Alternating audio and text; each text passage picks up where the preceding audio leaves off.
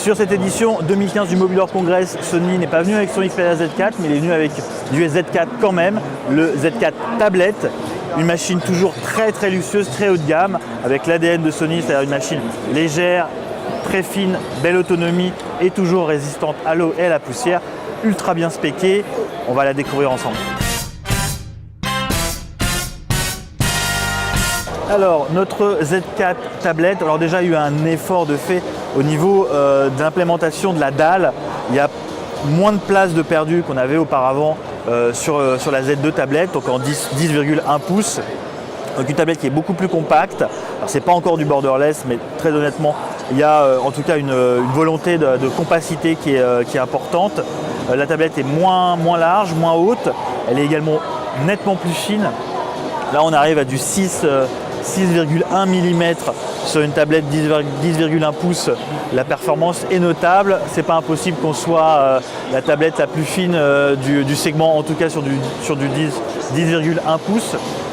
Alors l'écran c'est un écran LCD comme d'habitude, IPS, avec une définition 2K, donc du 2560 par 1600 pixels, donc de la très haute densité de pixels avec 300 ppi.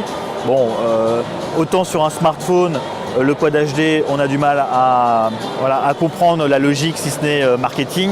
Sur une tablette, ça a déjà un petit peu plus de sens. On a toujours notre verre minéral, donc du Gorilla, avec un revêtement anti-trace de doigts, bon, qui marche. Bon, qui marche pas forcément très bien, mais bon, en tout cas, il y a un revêtement qui va limiter les traces de doigts, c'est pas plus mal. Toujours la techno Sony derrière, qui a avec sa branche télé, a pas mal de solutions hardware et software, notamment du Triluminos, du X-Reality, du Live Color, enfin voilà, pas mal d'outils pour améliorer l'affichage, pour rendre cet affichage très confortable.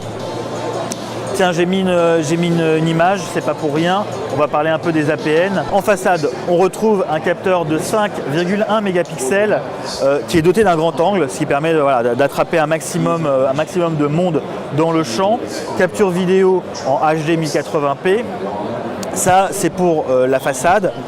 Au dos, on a un capteur, donc toujours signé Exmor RS, donc c'est le capteur de Sony, de 8,1 mégapixels qui capture en HD 1080p, donc pas de 4K chez Sony. Bon, très franchement, sur la tablette, la capture photo n'est pas forcément l'usage principal. En termes en tuyau d'eau, on a un revêtement à l'arrière qui est assez confortable, pas de Gorilla Glass, pas de traitement de traces de doigts. Pour les traces de doigts, quelque chose qui est plutôt confortable au niveau de la préhension. Les finitions comme d'habitude sont très franchement sur du haut de gamme. Donc on a une machine qui pour moi est la tablette la plus haut de gamme, en tout cas en termes de qualité perçue sur le segment, en tout cas sur Android, qui vient complètement boxer face à l'iPad. D'ailleurs, c'est une volonté de Sony d'aller chercher des possesseurs d'iPad, sachant que le marché de la tablette est plutôt atone. On s'attend d'ailleurs à une baisse en termes de volume sur l'année 2015. L'autonomie, c'est aussi l'ADN de Sony. On a une batterie de 6000 mAh et quand on voit l'épaisseur de la bête, c'est plutôt pas mal.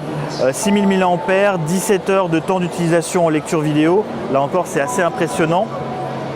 L'ADN de Sony, c'est aussi l'aspect étanche, résistant à l'eau et à la poussière. C'est évidemment reconduit sur cette tablette, sur cette Z4 tablette.